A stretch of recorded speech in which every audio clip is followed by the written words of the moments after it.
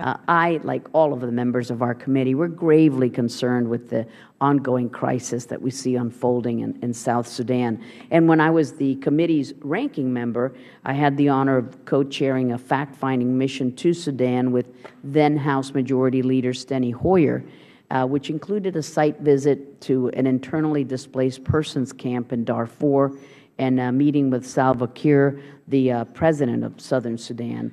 There we saw firsthand the dire conditions that this horrific conflict has brought to the people of this region. And as we watched the long-awaited independence ceremony following the 2011 referendum, we were all hopeful that South Sudan could achieve a stable and durable democracy.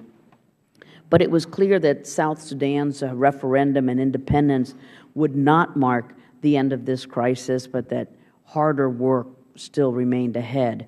Education, good infrastructure, those are the keys toward building a successful South Sudan, but it will require, as we know, a lot of time and resources to change conditions in the country that is plagued by deep-rooted tribal tensions, by poverty, by underdevelopment.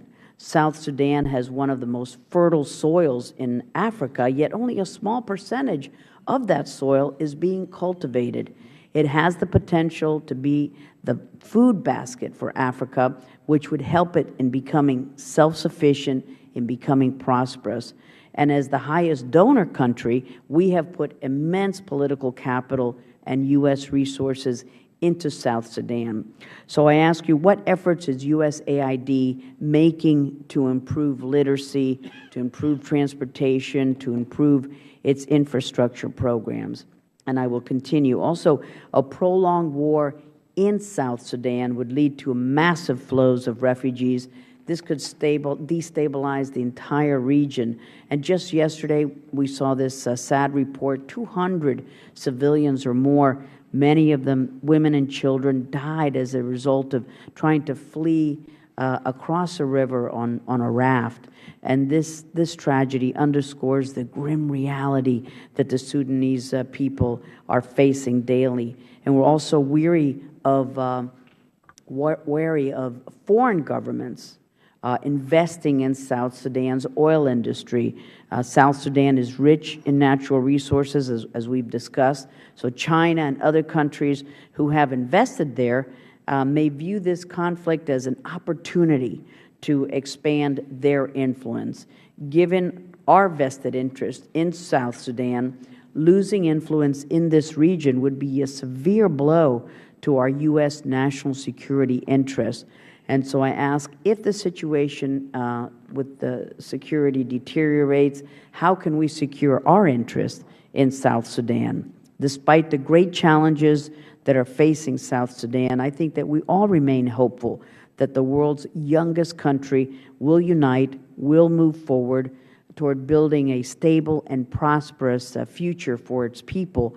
South Sudan has great potential to become a true success story in the continent that can be a model for other developing countries to emulate. And we hope and we pray and we will work so that this conflict will be resolved in a prompt and peaceful manner. And so I ask about USAID and the efforts that we're making on literacy, transportation, and infrastructure in South Sudan, and what are we doing to secure our interests in South Sudan with all of these competing countries being invested there? Thank you. Thank you, Congresswoman, for your questions. You're absolutely right. Conflict and war, more than anything, affect development. And so South Sudan and Sudan had a conflict that lasted nearly 30 years. And now we see more conflict in South Sudan. And so we hope that that doesn't rob the development results that we've achieved over the past few years. We have made a concerted effort to focus on education. And as I mentioned earlier, we're very pleased with enrollment rates. More than quadrupled over the last 6-7 years. But we're still not satisfied with the number of children or percentage of children who should be in school who are actually in school. That is roughly 50%. And so now we're making a concerted effort to focus on those areas, and not surprisingly, those areas where there are lowest enrollment rates are those that are vulnerable to conflict.